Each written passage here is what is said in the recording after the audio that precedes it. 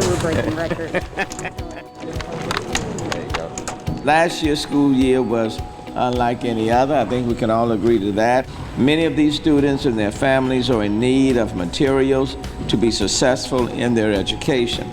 And therefore, we have decided to move forward with a drive-through distribution of 25,000 backpacks containing school supplies and masks, along with boxes of food for these families. Over the next few days, we have over 200 volunteers coming together to fill 25,000 backpacks for Back to School Fest, working closely with the Mayor's office and the Houston Food Bank, who's provided our facilities here.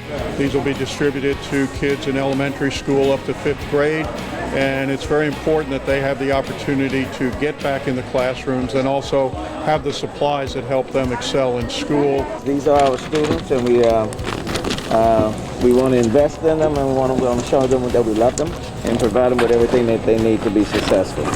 So I can't say enough for people who have contributed to the supplies and the volunteers who are out here making it happen. When the opportunity came up for us to come out here and stuff these backpacks for the students going back to school, it was really a no-brainer to come out and donate our time. We know it's been such a difficult time these past couple of years, so being able to give a little bit back to those in our community is so important.